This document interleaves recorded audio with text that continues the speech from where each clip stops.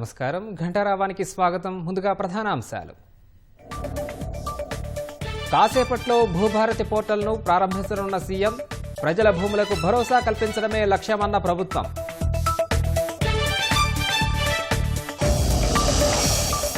తెలంగాణలో హామీలను కాంగ్రెస్ మర్చిపోయిందన్న ప్రధాని మోదీ.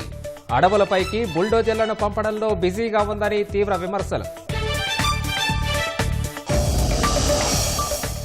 హెచ్సీయూ భూములపై మాట్లాడే అర్హత మోదీకి లేదన్న మహేష్. బీజేపీ పాలిత రాష్ట్రాల్లో చెట్ల విధ్వంసం ప్రధానికి కనపడలేదా అని ప్రశ్న. మోదీకి అంబేద్కర్ పట్ల గౌరవం మాటలకే పరిమితమన్న ఖర్గే. కులగణన చేపట్టి సామాజిక న్యాయం అందించాలని డిమాండ్.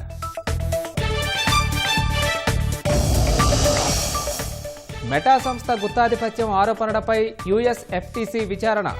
వాట్సాప్, ఇన్స్టాగ్రామ్ను విక్రయించాలని కంపెనీపై ఒత్తిడి తెచ్చే అవకాశం.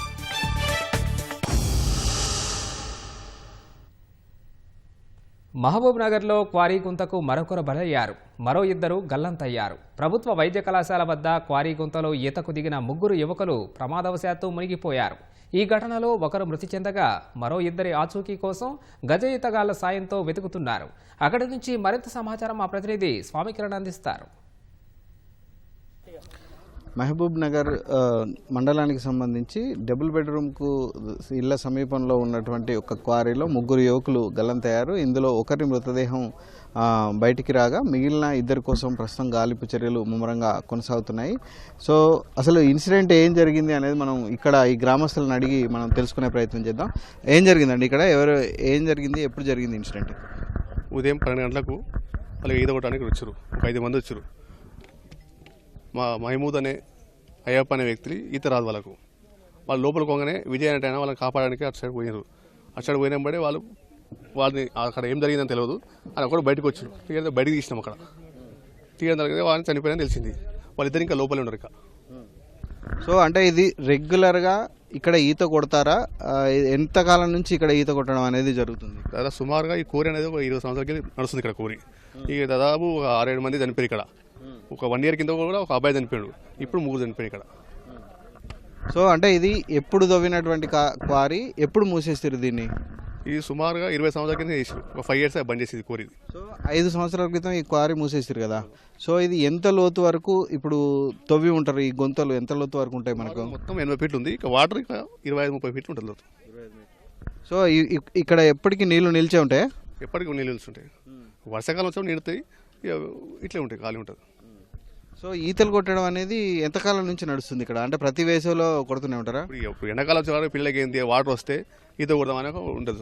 వాళ్ళకి ఈత వస్తారా తెలియదు. ఇక్కడ వచ్చినాక నీళ్ళు చూసే వరకు నీళ్ళు ఉన్నాయని కొడదామని పోతుంటారు. ఇక్కడ చనిపోయే వాళ్ళు పరిస్థితి వస్తుంటుంది. కాబట్టి ఇక ఈత వచ్చిందా రాలేదు, ఈత వచ్చిన తీసుకుపోతే అక్కడ ఆయన లోపల పడ్డాడు. ఇద్దరు లోపల పడ్డాడు, పైన ఒకటి వచ్చాడు. ఆయన కూడా చనిపోవడం జరిగింది. సో అంటే ఇప్పుడు గతంలో ఎవరైనా ఇట్లా చనిపోయినటువంటి సంఘటనలు మనకు కనిపించినాయి? గతంలో సమాజం కింద ఒక అబ్బాయి కూడా చనిపోయాడు. ఇచ్చాడు చనిపోయినా కూడా పిల్లలకు తెలియదు, వస్తూనే ఉంటాడు. దాదాపు సుమారుగా 5-6 మంది చనిపోయారు ఇక్కడ ఈ కోరినే. ఇక్కడ ఇతో 3 10 మంది దాకా సుమారు చనిపోయారు ఇక్కడ. మరి అంతమంది చనిపోయిన తర్వాత కూడా ఈ క్వారీకి వచ్చేటువంటి దారిని కానీ ఇవన్నీ ఎందుకు మూసేయలేదు అసలు? ఇదేమో పట్టభూమి కాదు, ఇది గవర్నమెంట్ ల్యాండ్. అక్కడ ఉత్తరం చేత వ్యవసాయం చేసేదంటే పట్టా ల్యాండ్స్. వాళ్ళు బాట అయితే బంద్ చేసుకోలేదా? ఇక్కడ వీళ్ళు గవర్నమెంట్ ల్యాండ్. ఇక ఇక్కడ పక్కన మెడికల్ కాలేజ్ ఉంటుంది. అక్కడ ఆడుకునే కాలేజీ పిల్లలంతా ఇక్కడ వస్తుంటారు. వాళ్ళంతా ఇక్కడ సైడ్ వచ్చి ఈత కొట్టడానికి వస్తుంటారు. సో అంటే ఎప్పుడు కానీ ఫిర్యాదులు చేయలేదా? మరి ఇక్కడ 10 మంది చనిపోయింది కదా, దీన్ని క్లోజ్ చేయాలి లేకపోతే ఇక్కడ భద్రత చేపట్టాలనేటువంటిది ఫిర్యాదు చేయలేదా గతంలో ఎప్పుడైనా? చేసినాం, చాలా చేసి ఇక్కడ స్థానికలు కూడా రైతులు కానీ ఇక్కడ భూములు పక్క భూములు పట్ట భూములు కాదు మాకు ఈ కోరి వల్ల చాలా ఇబ్బందులు కూడా చేసినా కూడా గతంలో పట్టించుకునే పరిస్థితి లేదు. ఇప్పుడు పక్కనే మెడికల్ కాలేజ్ ఉంది కదా, ఈ మెడికల్ కాలేజ్ నుంచి కూడా చాలా మంది వస్తుంటారు ఇక్కడికి. స్టూడెంట్ ఈత కొట్టడానికి వస్తుంది ఇక్కడ సైడ్. ఈత కొట్టడానికి వచ్చి మంచి నీళ్ళు ఉన్నాయి, బాగున్నాయి. కొంచెం పరిస్థితి కూడా వర్షాకాలం వచ్చినాక అయిపోయినాక ఎండాకాలం వస్తుంది కదా, ఈత కొట్టడానికి వస్తున్నారు. వాళ్ళ తప్పు కాదు, ఈత వస్తానికి వస్తుంటారు వాళ్ళు. ఇట్లా వచ్చినాక చచ్చిపోతే కూడా తెలియక కొంతమంది వస్తుంటారు. పరిస్థితి జరిగింది. ఇప్పుడు చనిపోయిన వాళ్ళు ఎవరు, వాళ్ళు ఏం చేస్తారు, వాళ్ళ ఏజ్ ఎంత, వాళ్ళ ఆక్యుపేషన్ ఏంటి? విజయ్ అనే వ్యక్తి ఆయన ఈత వస్తుంది. ఆయన 27 ఇయర్స్ ఉండే, అన్మ్యారీడ్ అంట. మహమూద్ అనే పిల్లవాడు 18 ఇయర్స్. అయ్యప్ప అని అంటాడు 23 ఇయర్స్ ఉంటాయి. వాళ్ళంతా ఇక ఓ షాప్లో పనిచేస్తాడు, సీఎంఆర్లో పనిచేస్తాడు, కానీ స్టూడెంట్. సో ఈ ఇన్సిడెంట్ ఎట్లా బయటకు వచ్చింది మరి? అంటే ఇక్కడ 5గురు మాత్రమే వచ్చారని చెప్తున్నారు. సో 5గురు ఈ ఇన్సిడెంట్ బయట దాకా ఎట్లా సమాచారం అందింది, ఎప్పుడు వెలికి తీశారు? ఇప్పుడు ఇద్దరు అబ్బాయిలు బయట ఉన్నారు కదా, అక్కడ ఇక్కడ పక్కన వాళ్ళ ఫ్రెండ్స్కో అన్నలకు చేసినప్పుడు అది గ్రూప్లో మెసేజ్ వచ్చింది. మెసేజ్ వచ్చిన మేము సైడ్కి వచ్చినాం, చాలా మంది ఇక్కడ వచ్చినాం, అందరూ చూస్తున్నారు ఇక్కడ సైడ్ కూడా. ఇంకా మిగతా ఇద్దరిని వెలికి తీయాలి. పోలీసులు వీళ్ళంతా సహాయ చర్యలు చేపడుతున్నారు, ఎట్లున్నాయి? పోలీసు వాళ్ళు సిఐ గారు వచ్చారు, ఎస్ఐ వచ్చారు, వాళ్ళ సహకారం కూడా మంచిగా చేస్తారు. ఇప్పుడు ఆల్రెడీ వాళ్ళు ఇక్కడ వచ్చి చేస్తారు ఇప్పుడు అంతా. ఇది ఇక్కడ పరిస్థితి. ఇక్కడ సహాయక చర్యలు అయితే కొనసాగుతున్నాయి. విపత్తు నిర్వహణ దళాలు వచ్చాయి. ఇప్పుడు ఎక్కడైతే ప్రమాదం జరిగిందో అక్కడికి వెళ్ళి వాళ్ళని వెతికే ప్రయత్నం అయితే చేస్తున్నారు. ప్రస్తుతం విజయ్ కుమార్ సంబంధించినటువంటి మృతదేహం మాత్రమే బయటపడింది. మిగతా ఇద్దరు లోపల గల్లంతై ఉన్నారు. వాళ్ళను వెలికి తీయాల్సినటువంటి అవసరం ఉంది. అయితే ఈ క్వారీ 5 ఏళ్ల క్రితమే మూసేశారు. గతంలో కూడా ఇలాంటి ఇన్సిడెంట్స్ జరిగాయి. అయినా కానీ భద్రతా చర్యలు చెప్పకపోవడం వల్ల మళ్ళీ ఇలాంటి ప్రమాద ఘటన మరోసారి పునరావృతమైంది. పక్కనే మెడికల్ కాలేజ్ కూడా ఉంది. మెడికల్ కాలేజ్ సంబంధించినటువంటి పిల్లలు కూడా ఇక్కడికి ఈత కొట్టడానికి వస్తారని చెప్తున్నారు. వేసవి సెలవుల్లో సరదాగా ఈత కొట్టడానికి వచ్చినటువంటి వాళ్ళంతా కూడా ఇక్కడ మృత్యువాత పడడం అనేది ఈ గ్రామాల్లో తీవ్ర విషాదాన్ని నింపుతుంది. ఇది మహబూబ్ నగర్ జిల్లా డబుల్ బెడ్రూమ్ ఇళ్ల సమీపంలో 3 యువకులు క్వారీ గుంతల్లో గల్లంతైనటువంటి తాజా పరిస్థితి. Vote studio. ధన్యవాదాలు స్వామి కిరణ్. రంగారెడ్డి జిల్లా చేవెళ్ల మండలం దామరగిద్ద గ్రామంలో విషాదం చోటు చేసుకుంది. పార్కింగ్ చేసి ఉన్న కారులో ఆడుకుంటున్న పిల్లలు కారు డోర్లు లాక్ కావడంతో ఊపిరాడక మరణించారు. ఈ ఘటనలో చేవెళ్ల మండలం పామన గ్రామానికి చెందిన వెంకటేష్ జ్యోతి దంపతుల కూతురు తన్మయశ్రీ, షాబాద్ మండలం సీతారాంపూర్ గ్రామానికి చెందిన మహేందర్ ఉమారాణి దంపతుల కూతురు అభినయశ్రీ ప్రాణాలు విడిచారు. దీంతో వీరి కుటుంబాల్లో తీవ్ర విషాదం నెలకొంది. ఈ నెల 30న మేనమామ పెళ్లి ఉండడంతో అమ్మమ్మ ఇంటికి వచ్చిన పిల్లలు ఆడుకుంటుండగా ఈ విషాదం చోటు చేసుకుంది.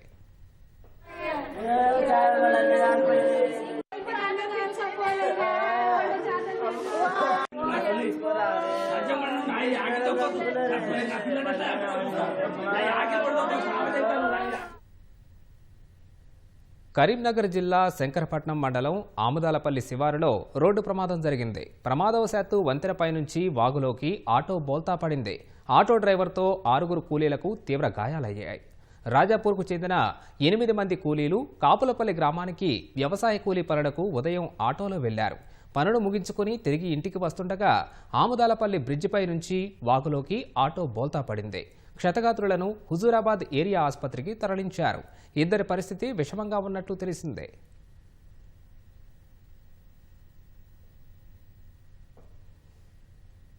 తెలంగాణ అగ్నిమాపక శాఖ తమ సేవలను మరింత మెరుగుపరిచేందుకు అత్యాధునిక సాంకేతికతను అందిపుచ్చుకుంటోంది. ఇందులో భాగంగా ఏకంగా 6 కోట్లతో 3 అత్యాధునిక రోబోలను కొనుగోలు చేశామని అగ్నిమాపక శాఖ డీజీ నాగిరెడ్డి వెల్లడించారు. ఈ అత్యాధునిక రోబోలను హైదరాబాద్, రంగారెడ్డి, సంగారెడ్డి జిల్లాలోని పారిశ్రామిక ప్రాంతాల్లో సంభవించే ప్రమాదాల సమయంలో వినియోగించనున్నట్లు అధికారులు తెలిపారు. క్లిష్టమైన పరిస్థితుల్లో మనుషులు నేరుగా వెళ్లడానికి సాధ్యం కాని ప్రదేశాల్లో ఈ రోబోలు సహాయక చర్యలు చేపట్టనున్నాయి. మరింత సమాచారం మా ప్రతినిధి రమేష్ అందిస్తారు. తెలంగాణ రాష్ట్రంలో అగ్ని ప్రమాదాల నుంచి ప్రాణాలు కాపాడడానికి ఈసారి కొత్తగా తెలంగాణ అగ్నిమాపక సిబ్బంది రోబోటిక్ సంబంధించి కూడా తీసుకురావడం జరిగింది. మొత్తం 3 రోబోటిక్ కూడా తెలంగాణ అగ్నిమాపక అధికారులు అయితే తీసుకొచ్చి తర్వాత వాటిని అయితే ఇంకా ప్రయోగాత్మకంగా ప్రస్తుతం అయితే ఉపయోగిస్తున్న పరిస్థితి అయితే ప్రస్తుతం ఆ రోబోలు ఉన్నాయి. ఆ రోబోల గురించి ఒకసారి ఎక్స్ప్లెయిన్ చేసే ప్రయత్నం చేద్దాం. మొత్తం 3 రోబోలు అందుబాటులో ఉంటాయని చెప్పి కూడా ఫైర్ డీజీ నాగిరెడ్డి అయితే చెప్పడం జరిగింది. అయితే వీటికి సంబంధించి కూడా రంగారెడ్డి తర్వాత హైదరాబాద్తో పాటు పటాన్ చెరువు ఇండస్ట్రీ ఆ ప్రాంతంలో కూడా వీటిని ఉపయోగిస్తామని చెప్పి కూడా అధికారులు అయితే వెల్లడించడం జరిగింది. మొత్తం అంటే 900 డిగ్రీలకు సెల్సియస్కి సంబంధించి తట్టుకొని తర్వాత అక్కడ మంటలు ఆర్పే విధంగా కూడా లోపలికి వెళ్ళి మంటలు ఆర్పే విధంగా కూడా వీటిని ఉపయోగిస్తామని చెప్పి కూడా అధికారులు అయితే తెలుపుతున్నారు. అగ్ని ప్రమాదాలు జరిగినప్పుడు ఎక్కువగా ఉష్ణోగ్రతలు ఉండడంతో కూడా ఫైర్ సంబంధించిన సిబ్బంది లోపలికి వెళ్లకుండా ఉండడానికి కూడా ఇబ్బందికరంగా ఉంటుంది. కాబట్టి వాటిని ప్రత్యామ్నాయం కూడా ఈ రోబోలను కూడా తీసుకురావచ్చి తర్వాత వాటిని లోపలికి పంపించి అక్కడున్న మంటలను పూర్తి స్థాయిలో అదుపులు చేసేందుకు కూడా ఈ రోబోటిక్ యంత్రాలు ఉపయోగపడతాయని చెప్పి కూడా అధికారులు అయితే చెప్తున్నారు. జరిగింది ఇప్పటికే ప్రయోగం సంబంధించి కూడా కొనసాగుతుంది. వీటిని ట్రైనింగ్ తర్వాత కూడా అంటే వీటిని ఆపరేటింగ్ చేయడానికి కూడా ప్రత్యేకంగా శిక్షణ కూడా ఇస్తాము. తర్వాత శిక్షణ ఇచ్చిన తర్వాత వీటిని మానిటరింగ్ చేయడానికి కూడా సిబ్బందిని కూడా ఏర్పాటు చేసి వాటి ద్వారా కూడా ఈ రోబోటిక్ ఎక్కడైతే అగ్ని ప్రమాదం అంటే ఎక్కువగా మంటలు వ్యాపించి తర్వాత ఇండస్ట్రియల్కి సంబంధించి కూడా వాటిలో కూడా ప్రమాదాలు జరిగినప్పుడు కూడా ఎక్కువ తీవ్రతతో మంటలు ఉన్నట్లు అలాంటి సమయంలో కూడా వీటిని ఉపయోగిస్తామని చెప్పి కూడా అధికారులు అయితే చెప్తున్నారు. ఈ రోబోటిక్ సంబంధించి కూడా ఒక్కొక్కటి దాదాపు 2 కోట్ల రూపాయలకు సంబంధించి కూడా విక్రయంతో కూడా తీసుకున్నట్లయితే అధికారులు అయితే చెప్తున్నారు. ఇవన్నీ కూడా ఈ ఇతర దేశాలకు సంబంధించి ఆ రోబోటిక్లు దేశంలోనే మొదటిసారిగా ఈ రోబోటిక్ను యంత్రాలను అయితే తెలంగాణ ఫైర్ సంబంధించిన అధికారులు అయితే ఉపయోగిస్తామని చెప్పి కూడా ప్రస్తుతం అయితే అధికారులు అయితే వెళ్తున్నారు. రాబోయే రోజుల్లో కూడా పూర్తి స్థాయిలో వినియోగించడానికి కూడా సిద్ధంగా ఉన్నామని చెప్పి చెప్తున్నారు. అయితే ట్రైనింగ్ పూర్తయిన తర్వాతనే వీటిని వినియోగం కొనసాగిస్తామని చెప్తూ మొత్తం ఇప్పటికే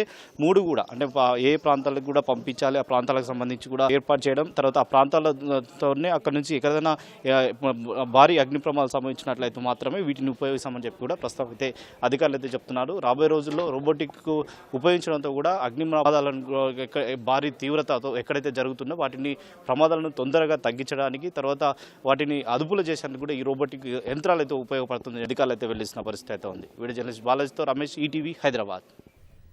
తెలంగాణ ప్రభుత్వం ఎన్నికల హామీలను విస్మరిస్తోందని ప్రధాని మోదీ విమర్శించారు. అడవుల్లో బుల్డోజర్లతో విరుచుకుపడుతోందని మండిపడ్డారు. హర్యానాలో జరిగిన ఓ బహిరంగ సభలో మోదీ రాష్ట్ర ప్రభుత్వంపై విమర్శలు గుప్పించారు. साथियों, तेलंगाना की कांग्रेस सरकार भी जनता से किए वादे भूल गई है। वहां कांग्रेस, वहां की सरकार जंगलों पर बुलडोजर चलवाने में व्यस्त है। प्रकृति को नुकसान, जानवरों को खतरा, यही है कांग्रेस की कार्यशैली। हम यहां कचरे से गोवर्धन बनाने के लिए मेहनत कर रहे हैं और वो बने बनाए जंगलों को उजाड़ रहे हैं। यानी सरकार चलाने के 2 मॉडल आपके सामने हैं। एक तरफ कांग्रेस का मॉडल है जो पूरी तरह झूठ साबित हो चुका है, जिसमें सिर्फ कश्मीर कुर्सी के बारे में सोचा जाता है। दूसरा मॉडल बीजेपी का है जो सत्य के आधार पर चल रहा है, बाबा साहब आंबेडकर ने दी हुई दिशा पर चल रहा है, संविधान की मर्यादाओं को सर आंखों पर चढ़ा के चल रहा है। కంచె గచ్చిబౌలి భూములపై మాట్లాడే అర్హత ప్రధాని మోదీకి లేదని పీసీసీ అధ్యక్షుడు మహేష్ కుమార్ గౌడ్ అన్నారు. బీజేపీ పాలిత రాష్ట్రాల్లో అభివృద్ధి పేరుతో విచ్చలవిడిగా చెట్లను నరికేసినప్పుడు మోదీకి పర్యావరణం గుర్తు రాలేదా అని నిలదీశారు. కంచె గచ్చిబౌలి భూములు ప్రభుత్వానివేనని సుప్రీంకోర్టులోనే తేలిందని ఎంపీ చామల స్పష్టం చేశారు. ఏ హెచ్సియు భూముల గురించి అయితే మాట్లాడుతున్నాడో ప్రధానమంత్రి, అదే హెచ్సియు యూనివర్సిటీలో 5 బిల్డింగ్స్ కి 2022లో వర్చువల్ గా ప్రారంభోత్సవం చేశాడు. ఆయన గారు ప్రారంభోత్సవం చేసినటువంటి బిల్డింగ్లకి మున్సిపల్ పర్మిషన్ లేదు, ఎన్విరాన్మెంట్ క్లియరెన్స్ లేదు, ఫారెస్ట్ క్లియరెన్స్ లేదు. ప్రధానమంత్రి హోదాలో ఉండి అన్ఆథరైజ్ గా కట్టినటువంటి బిల్డింగ్స్ ని ప్రారంభోత్సవం చేయొచ్చునా? ఆనాడు వారికి గుర్తు రాలేదు ఎన్విరాన్మెంట్. చెట్లు కొట్టి బిల్డింగ్ కట్టినాడు ఇదే హెచ్సియు భూముల్లో. ప్రారంభోత్సవం చేసిన రోజున ప్రధానమంత్రి గారికి ఎన్విరాన్మెంట్ గుర్తురాలే, ఫారెస్ట్ గుర్తురాలే.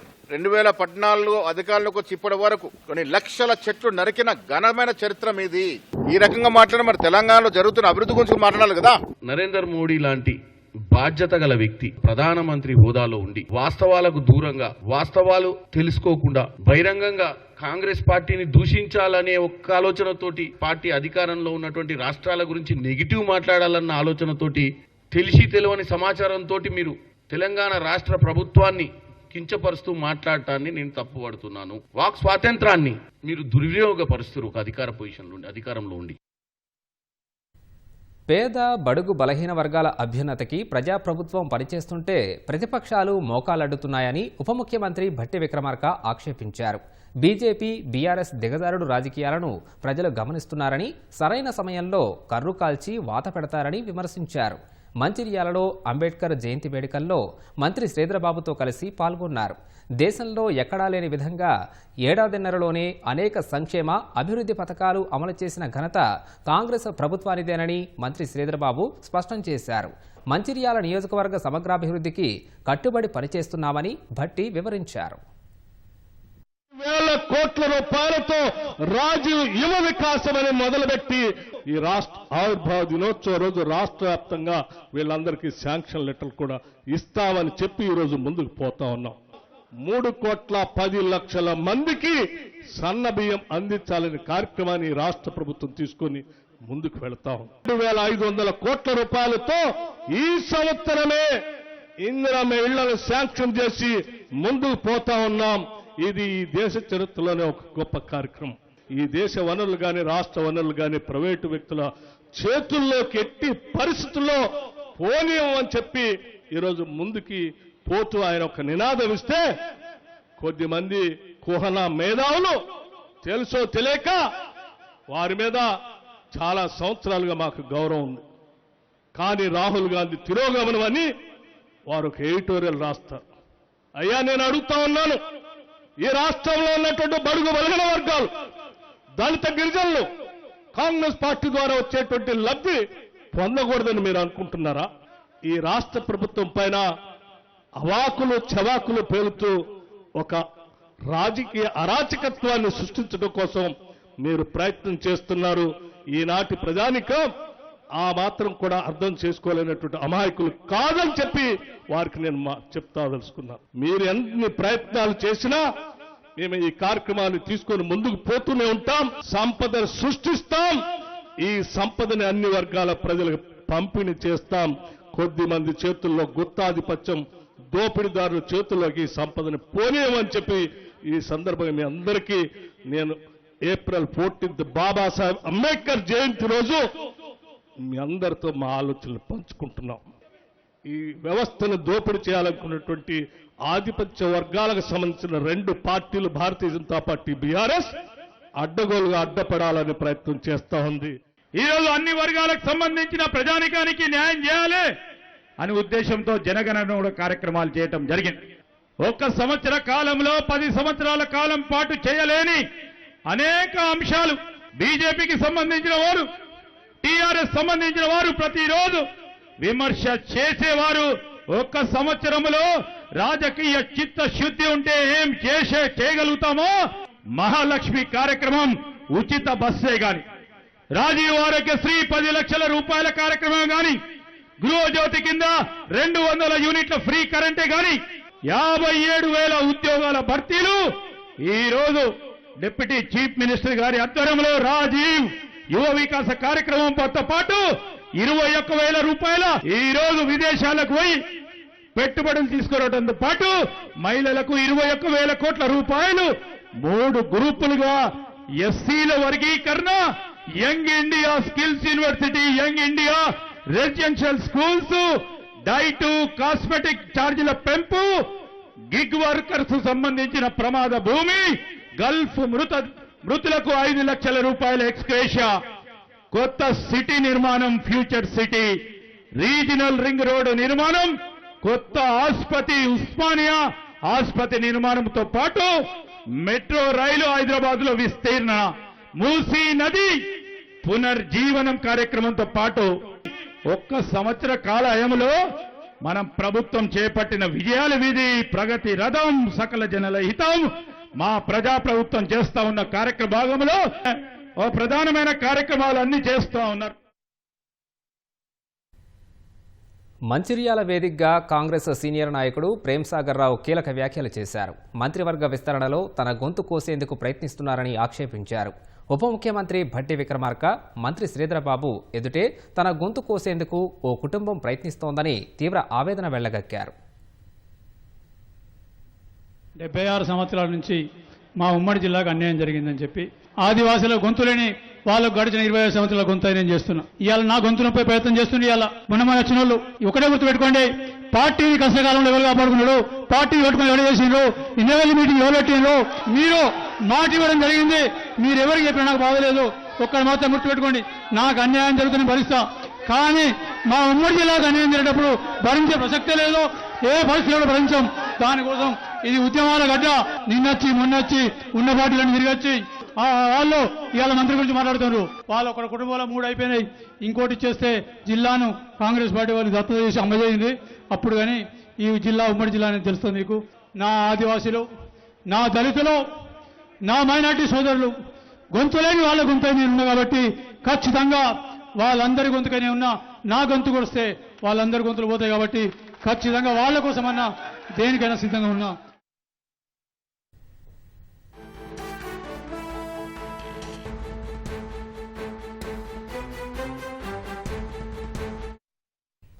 తాజా అంశాన్ని చూస్తున్నాం. జనగామ జిల్లా రోడ్డు ప్రమాదంలో 3 మృతి చెందారు. ఇందుకు సంబంధించిన మరింత సమాచారాన్ని మా ప్రతినిధి రవిచంద్రను అడిగి తెలుసుకుందాం. రవిచంద్ర, ప్రమాదం ఎలా జరిగింది? జనగామ జిల్లాలో జరిగిన ఘోర రోడ్డు ప్రమాదం 3 బలిగొంది. స్టేషన్ గన్పూర్ మండలం రాఘవపూర్ శివారు జాతీయ రహదారిపై కారు లారీ ఢీకొన్న ఘటనలో 3 అక్కడికక్కడే మృత్యువాత పడ్డారు. ముందు వెళ్తున్నటువంటి ఇసుక లారీని వెనక నుంచి వచ్చినటువంటి కారు ఢీకొట్టడంతో ఈ ప్రమాదం జరిగింది. మృతుల్లో 2 మహిళలు, 1 పురుషుడు కూడా ఉన్నారు. ఈ ప్రమాదంలో గాయపడ్డ మరో 2 వరంగల్ ఎంజిఎం కి తరలించారు. ముందు వెళ్తున్న ఆ ఇసుక లారీని వెనక నుంచి వస్తున్నట్టే వరంగల్ నుంచి హైదరాబాద్ వెళ్తున్నటువంటి కారు ఢీ కొట్టడంతో ప్రమాదం జరిగింది. ఆ కారు ముందు భాగం పూర్తిగా నుజ్జయింది. మితిమీరిన వేగమే ప్రమాదానికి కారణంగా తెలుస్తోంది. వీరు వరంగల్ నుంచి హైదరాబాద్ కారులో వెళ్తున్నారు. ఆ మృతులంతా హైదరాబాద్ చెందిన గాజుల రామారావు చెందిన వారిగా భావిస్తున్నారు. ప్రమాదంతో ఈ జాతీయ రహదారిపై ట్రాఫిక్ స్తంభించింది. సమాచారం అందుకున్న పోలీసులు హుటాహుటిన ఘటనా స్థలానికి చేరుకున్నారు. ఆ కారులో ఉన్నటువంటి మృతదేహాలను బయటికి తీసి ట్రాఫిక్ ని క్లియర్ చేస్తున్నారు. జనగామ డీసీపీ అలాగే ఇతర పోలీసులంతా కూడా ఘటనా స్థలానికి చేరుకొని కేసు నమోదు చేసి దర్యాప్తు చేస్తున్నారు. మితిమీరిన వేగంతో ఈ ప్రమాదం జరిగిందని ప్రాథమిక అంచనాకు వచ్చారు. మొత్తానికి 3 అయితే ఈ ప్రమాదంలో అక్కడికక్కడ చనిపోయారు. గాయపడ్డ మరో 2ని వరంగల్ ఎంజిఎం కి తరలించారు. ఆ ట్రాఫిక్ ని కూడా క్లియర్ చేశారు. ధన్యవాదాలు రవిచంద్ర.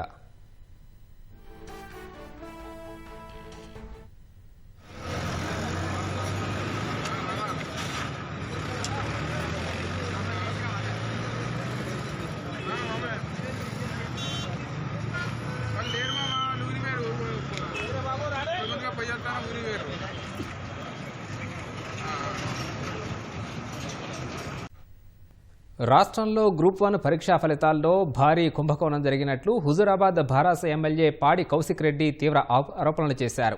ఒకే నంబర్ సిరీస్ కలిగిన వందలాది మందికి ఒకేలా ఫలితాలు రావడంపై అనుమానం వ్యక్తం చేశారు.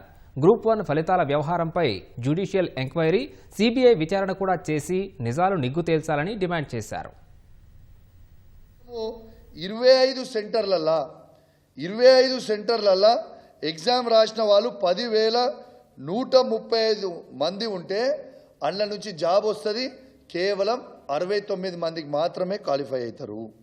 కానీ ఈ 2 సెంటర్ల రాసిన వాళ్ళు 18, 19 కోటి ఉమెన్స్ కాలేజ్ అనుకుంటా సెంటర్. ఆ సెంటర్లో 1,497 మంది రాస్తే మాత్రం 74 మందికి ఉద్యోగాలు వస్తాయాడా? అంటే ఇది పాసిబుల్ ఎట్లయితుంది? 10,000 మంది రాసిన కాడనేమో ఆడ 69 మందికి వస్తాయి. ఈ 2 సెంటర్లో రాసిన వాళ్ళకి మాత్రమే 74 మందికి ఉద్యోగాలు వస్తాయి. మళ్ళా కూడా నేను ఇంకోటి కూడా అడుగుతా ఉన్నాను, ఈ 18-19 సెంటర్లో ఎందుకు ఉట్టి అమ్మాయిలతోని మాత్రమే ఎగ్జామ్ రాయించిండ్రు? ఇది జవాబు చెప్పాల్సిన అవసరం ఉన్నది. హాల్ టికెట్ నంబర్ ఎగ్జాంపుల్ చెప్తున్నా, 276, 278, 277 ఉండదు. ఇలా 276, 278 ఇది వచ్చిన దాంట్లో 441 మార్కులు. ఇవే మొత్తం 700 చిల్లర మందికి, 702 మందికి సేమ్ మార్క్స్ ఉంటాయి. 0.5% తేడాతోనూ కొంచెం ఆడ సేమ్ మార్క్స్ మొత్తం అందరికీ. అసలు ఈ పేపర్లు కరెక్షన్ చేసిండ్రా, ఈ పేపర్లు కరెక్షన్ చేయలేదా? ఇది నేను చెప్పిన కవిత్వం కాదు. వాళ్ళ వెబ్సైట్లో పెట్టిన, వాళ్ళ వెబ్సైట్ నుంచే నేను డౌన్లోడ్ చేసిన ఈ మార్క్స్ అన్ని. ఎట్లా వస్తే అందరికీ ఒకటే మార్క్సు అంటే దీనికి జవాబు పాపం వాళ్ళు పోయి రాసిన వాళ్ళు అడిగితే ఒక్కరికి కూడా దీని మీద జవాబు చెప్పరు. మల్కాజ్గిరి ఎమ్మెల్యే మర్రి రాజశేఖర్ రెడ్డిపై పేట్ బషీరాబాద్ పోలీస్ స్టేషన్లో కేసు నమోదైంది. కొల్లు యేసుబాబు ఇచ్చిన ఫిర్యాదు మేరకు పోలీసులు ఆయనపై బెదిరింపులు, చీటింగ్ కేసును నమోదు చేశారు. విజన్ ప్రాపర్టీ మేనేజ్మెంట్ సర్వీసెస్ పేరుతో 2005 నుంచి హౌస్ కీపింగ్, సెక్యూరిటీ సిబ్బందిని సమకూర్చే వ్యాపారం చేస్తున్న కొల్లు యేసుబాబు ఎమ్మెల్యే మర్రి రాజశేఖర్ రెడ్డికి చెందిన అరుంధతి ఆసుపత్రిలో హౌస్ కీపింగ్ సేవలు అందించేందుకు 2022లో ఒప్పందం చేసుకున్నారు. ఫిబ్రవరి 2022లో 28 మంది హౌస్ కీపింగ్ సిబ్బంది సహా అవసరమైన సామాగ్రిని ఆసుపత్రిలో ఏర్పాటు చేశారు. అప్పటి నుంచి డిసెంబర్ 2022 వరకు ప్రతి నెల అందించిన సేవలకు సంబంధించిన బిల్లుల్ని ఆసుపత్రికి పంపించారు. ఆసుపత్రి యాజమాన్యం నెల బిల్లుల్ని పూర్తిగా చెల్లించలేదని యేసుబాబు ఫిర్యాదులో పేర్కొన్నారు. 52,24,000 బకాయిలకు గాను దశల వారీగా కేవలం 32,31,000 రూపాయలు మాత్రమే చెల్లించారని ఫిర్యాదులో తెలిపారు. మిగిలిన 19,92,000 రూపాయలు చెల్లించకుండా ఎమ్మెల్యే మర్రి రాజశేఖర్ రెడ్డి తమను మోసం చేశారని యేసుబాబు పోలీసులకు ఫిర్యాదు చేశారు. అంతేకాకుండా తమకు చెల్లించాల్సిన డబ్బులు ఇవ్వాలని అడిగితే రాజశేఖర్ రెడ్డి బెదిరింపులకు పాల్పడ్డారని బాధితుడు ఫిర్యాదులో పేర్కొన్నారు. దీంతో పేట్ బషీరాబాద్ పోలీసులు మర్రి రాజశేఖర్ రెడ్డిపై వివిధ సెక్షన్ల కింద కేసు నమోదు చేసి దర్యాప్తు చేస్తున్నారు. భద్రాద్రి కొత్తగూడెం జిల్లా మొలకపల్లి మండలంలో సీతారామ ప్రాజెక్టుకు సంబంధించిన సూపర్ పాసేజ్ పిల్లర్ కుంగిపోయింది. ఘటన జరిగి 10 రోజులు గడుస్తున్నా అధికారులు విషయాన్ని వెల్లడించలేదు. కాల్వకు ఏర్పాటు చేసిన సైడ్ రివిట్మెంట్ దెబ్బతినడంతో విషయం బయటకు రానియకుండా అధికారులు మరమ్మతులు చేయిస్తున్నారు. పశువుల కాపరులు ఆ మార్గం గుండా వెళ్లకుండా అడ్డుకోవడంతో వ్యవహారం బయటపడింది. అధికారుల పర్యవేక్షణ లోపం, గుత్తేదారుడు ఇష్టారాజ్యంగా పనులు చేయడం వల్లే ప్రతిష్టాత్మకంగా చేపట్టిన ఈ ప్రాజెక్టు పనుల్లో లోపం జరిగిందని గ్రామస్తులు ఆరోపిస్తున్నారు. వికారాబాద్ జిల్లా తాండూరులో పేద మహిళలకు అందాల్సిన బతుకమ్మ చీరలు బజారు పాలయ్యాయి. పాత రైతు బజార్లో ఏడాదిన్నర కాలంగా చీరలు కుప్పలుగా దర్శనమిస్తున్నాయి. వీటిని అక్కడ ఎవరు ఎందుకు వేశారనే ప్రశ్నలు ఉత్పన్నమవుతున్నాయి. గత ప్రభుత్వం బతుకమ్మ పండుగ సందర్భంగా మహిళలకు పంపిణీ చేయడానికి తీసుకొచ్చిన చీరలను ప్రభుత్వం మారిన వెంటనే ఇలా వృధాగా వేయడంతో ప్రజల నుంచి విమర్శలు ఎదురవుతున్నాయి. వాటిలో కొన్ని చీరలతో స్థానికంగా ఉండే కొందరు చిన్నారులు అక్కడి షెడ్డులో ఉయ్యాలలు కట్టుకుని సరదాగా ఊగుతున్నారు. వీటిని ఇలా వృధాగా పారేయడం కంటే పేద మహిళలకు పంపిణీ చేస్తే బాగుండేదనే అభిప్రాయాలు వ్యక్తమవుతున్నాయి.